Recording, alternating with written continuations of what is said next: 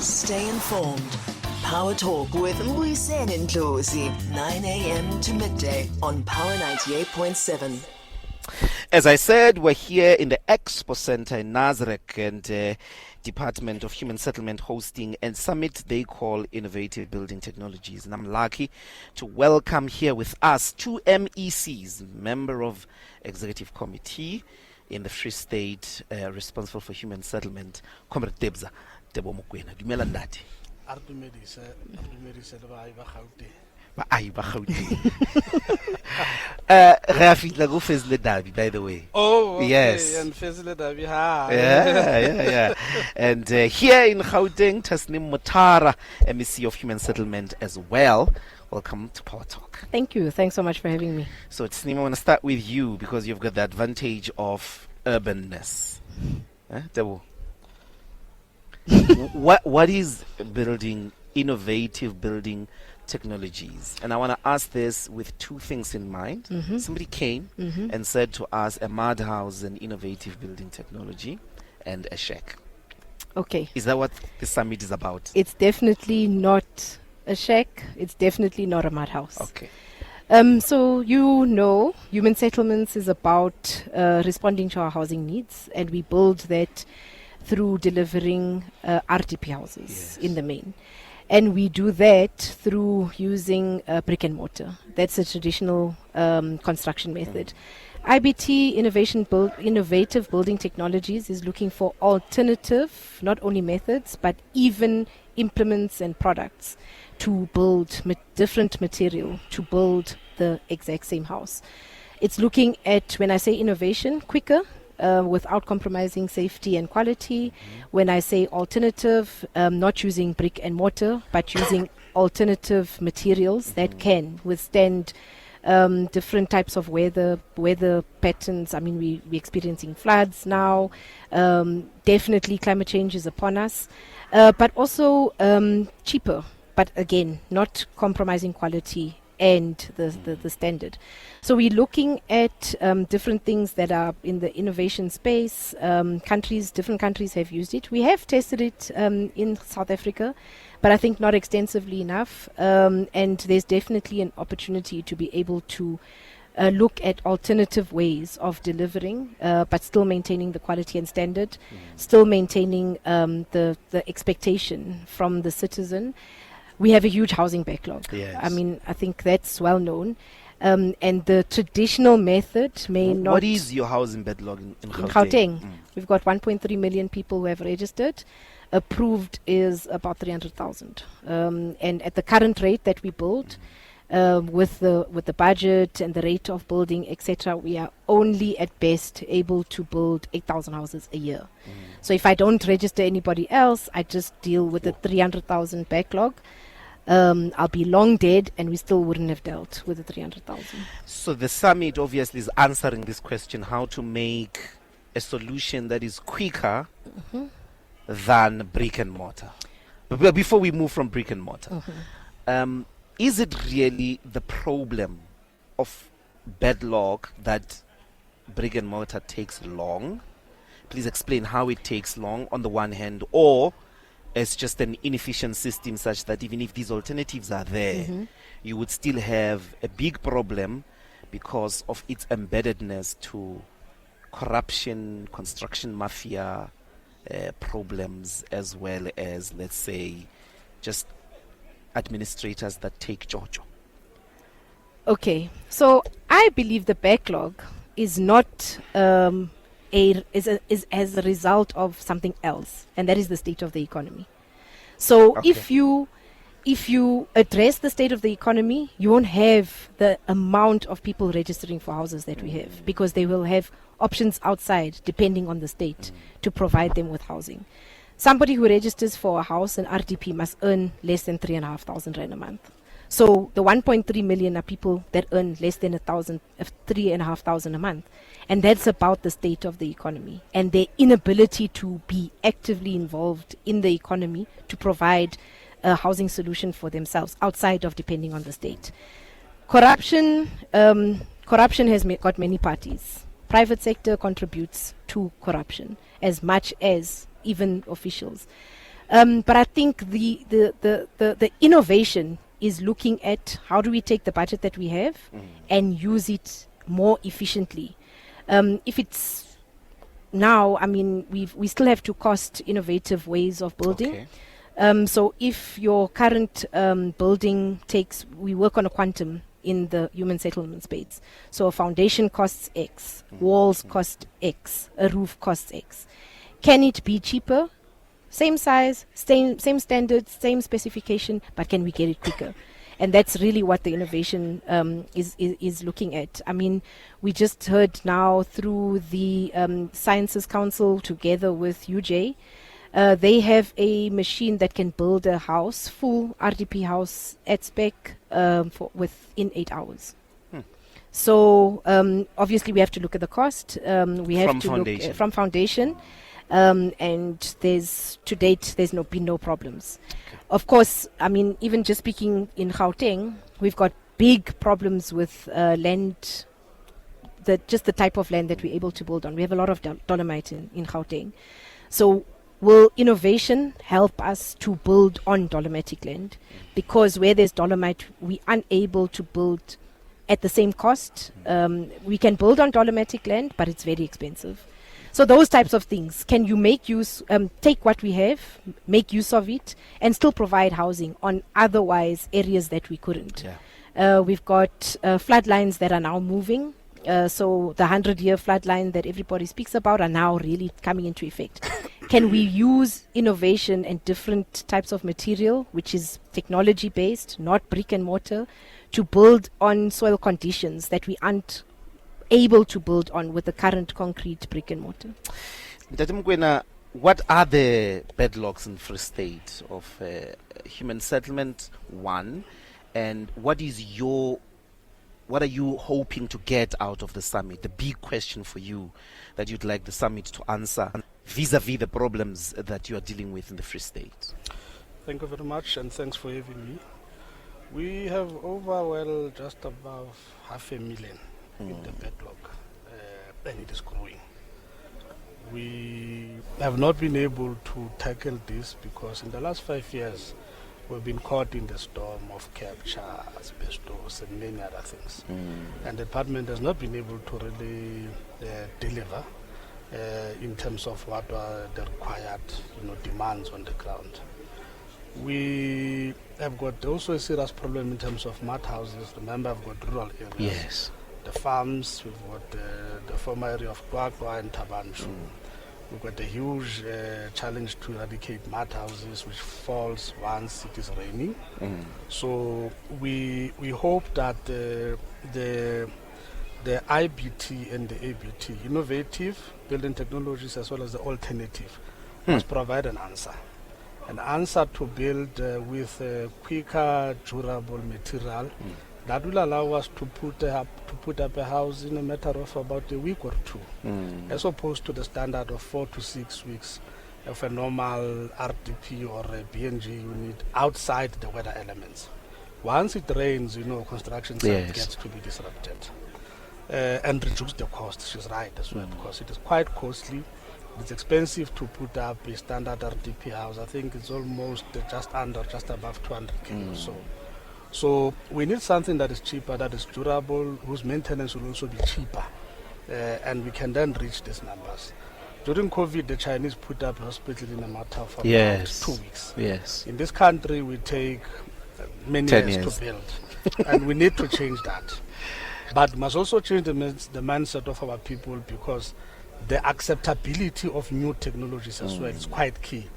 The mother will say, no, I still want the brick and mortar. To me, that is a house. Yes. If it is something else, it is not a house. But what are these something else? You do want to put that on the record, you guys, because you've dismissed mud. Yes. I thought mud. President Mbeki is building a humongous structure, and at the center of it is the idea that the alternative material includes a certain type of mud that existed in pre-colonial Africa, some of the buildings that continue to be around today. What are these alternatives? Are you going to be using plastic waste, turn it into durable bricks? What are you doing? What are these alternatives, Mokoena, so that our listeners can have a clue what the conference is considering or the summit? Okay. There are many technologies that are available. The first one it is that of a concrete printed type 3D form, which is you see outside here, which I think has been pioneered. Is it VETS or University of Johannesburg? UJ. Yes. Ah, That is the I first see. option. Printing. Yes. Yeah. 3D printing. Yes. The second option. What happens in it? They print it somewhere, it comes and then gets installed. Outside here, you've got a robotic arm that usually Yes. will move around, from lower to upper levels. And how long does it take, that one? Do you know? They said 8 hours. That's the 8 hour Yes, option. that's the 8 hour. So you will need to industrialize and make those 3D printing machines en masse. That's one point. Okay. That's one option. The second option is the prefabs that are done at the factory, brought to the site, just assembled Okay. and done. The other options could be containerized as well. That comes to on site. You see, and container giddy shake. then- yes. Uh-uh. Not necessarily. Okay, what's the difference? They are very. You see, those containers they were killing people in Alexandra for. No. So that's no, not- no. Those are temporary. They are So- not permanent. So what you- are the when he the says proper ones? containerized, it is the its components. So you build it like a puzzle. But what's the almost. material? They use different material. They could Okay. be composites, so they use plastic together with a type of concrete, with a type of some even use grass. Some even use waste. You mentioned waste, so recycled waste. There's a technology that uses polystyrene. There is a technology that uses, as I say, a composite between plastic. I actually don't know what is polystyrene. Polystyrene, the cup, the polystyrene cup. You know that you take on a picnic, polystyrene cup, that Okay. white, that like you break it up, it becomes like you bubbles. you want me to live in a thing that's built with that? So that's the acceptability Quite that he's talking durable about. as Is- well, and strong and easy to maintain, because if it goes between the container and then you put it in between, and then you put the board that normally you use for your ceiling, and then that gives you more or less what the Americans will do, except that they will use wood on the outside Okay. and this material on the inside. So there's a number of options. But it's acceptability. Because No, of course you have to do this big campaign of shifting perceptions. Yes. I see it. Are you gonna get in the program some speculation, although based on some science and experiences in the world? You are mentioning China, of what are the costs of these things? And I do want to ask, my experience with government construction projects is not just corruption, but the tender system is so open to a lot of processes itself. It delays itself. One of you must tell me if part of what is in consideration is a state-owned housing construction company that will be doing all these things you're speaking about. But maybe deal with the first one. Look, let me deal with the last one first. You can have the state-owned construction company, but the question is, will it have the muscle to respond to the needs that we have? And Isn't it? that's It's not highly- new, MEC. Think about it. These Uh, are new or what did you call it? Alternative Alternative. and innovative. Yes. So nobody has that as we speak. No, it is already exists. in the Free State. We have put a sample in Kwakwa. Yes. We have put a sample in Tabanshu. And No, I'm saying there's no company that is You mean a state specialized. company? No, a private company they that are. is No, they are. doing enema. Oh, They are. There are many. Because my problem are the private people. No, okay, I'm coming to that. So we've already got two show houses Okay. that we've put up in this area. Where with our people, they view them, they're quite happy. I see. And they can be expanded if you so wish. And that's the beauty about them, with quite minimal cost. When I come to this issue of the state-owned construction company, we've got to have it. But alone, it will not tackle the housing needs that the country has.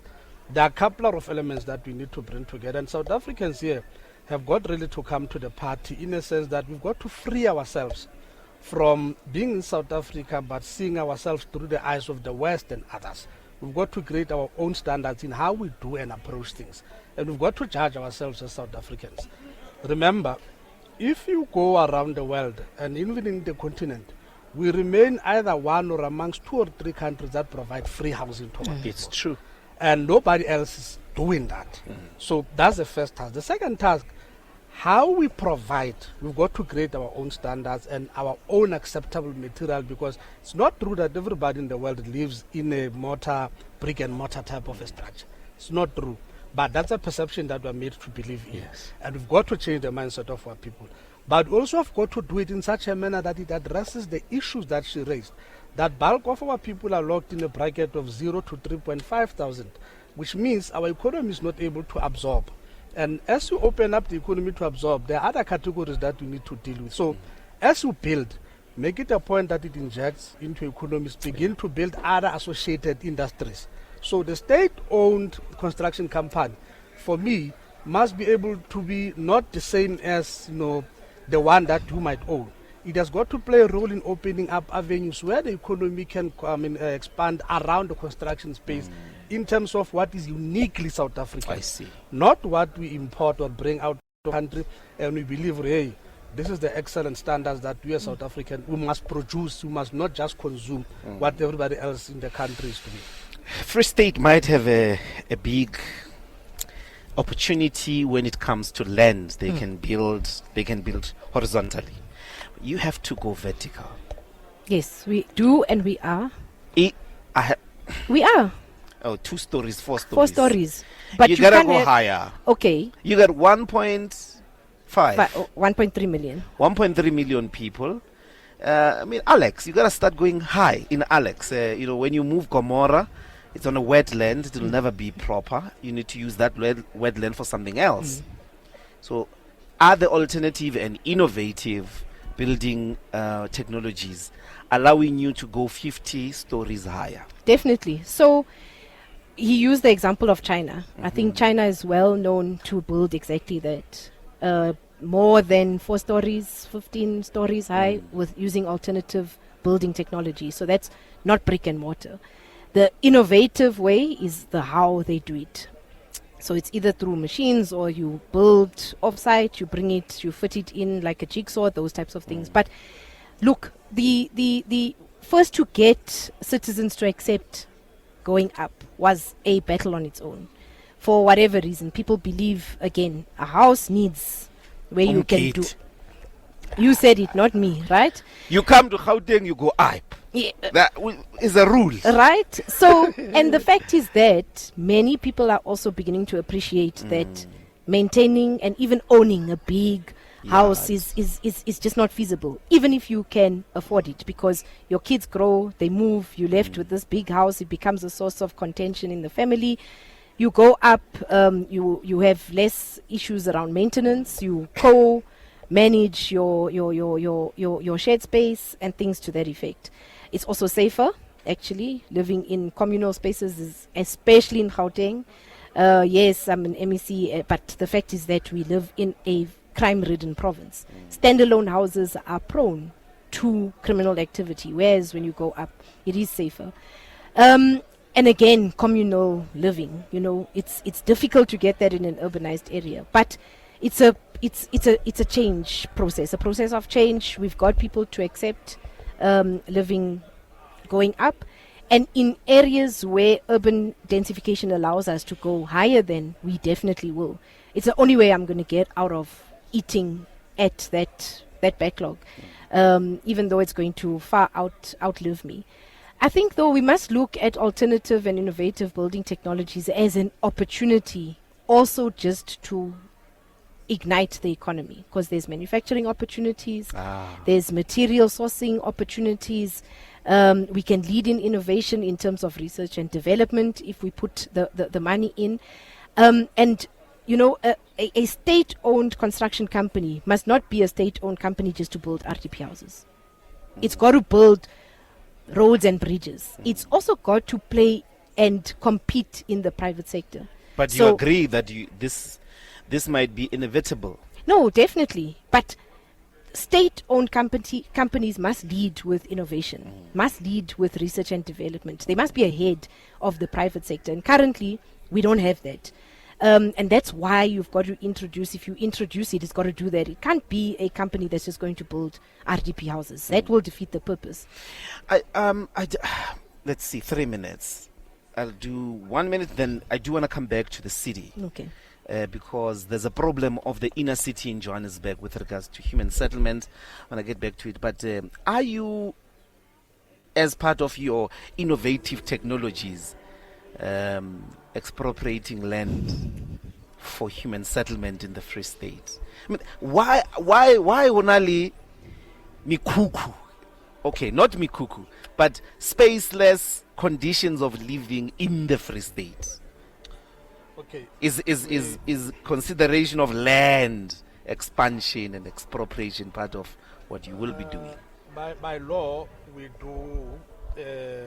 First option will be amicable terms to acquire.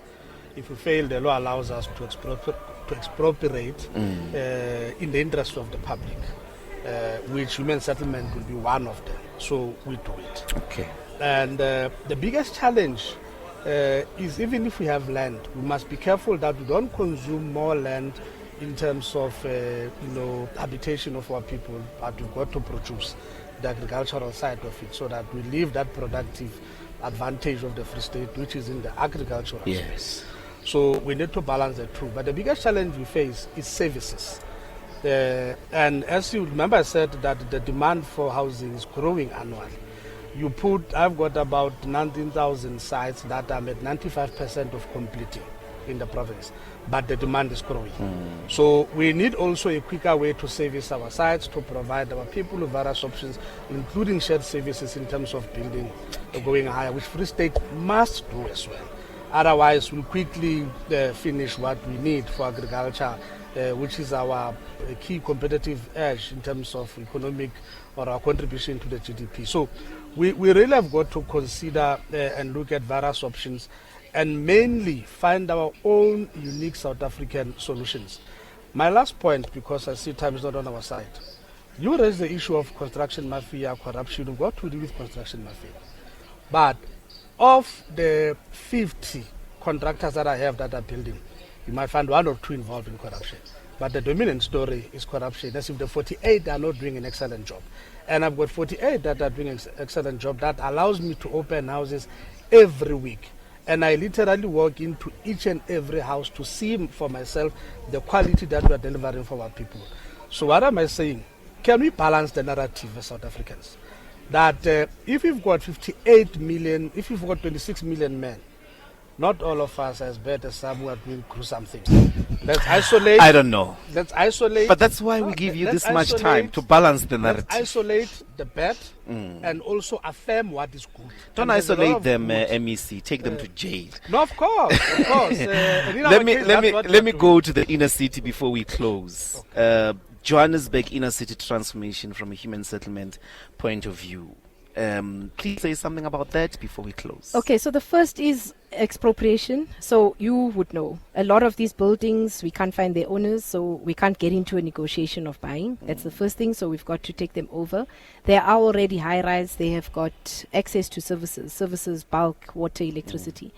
But what we want to create, so we don't want to create enclaves of RDPs and so in a high-rise that's 15 stories, you must have different demographics that live there. CBDs are for both economic but also other opportunities. The Joburg CBD houses all provincial government departments, head offices. If you could place staff, I'm sure many of them would love to just live 5 minutes from their offices, walking distance. But you could put people who earn from 5,000 up to 50,000 in a single building, because we don't want to create these little pockets of RDPs, people that are economically excluded, and then they remain economically excluded. So we've got to integrate, and that's really what we're doing. We're speaking to the private sector to look at repurposing buildings, taking commercial buildings and making them a combination of commercial and housing units. All right, Bandana Benkosi, thank you so much, guys. The MEC of the Free State Human Settlement and MEC of Gauteng Human Settlement, Tasneem and Debo. Diabulel. Enkosi. Let's go to the news.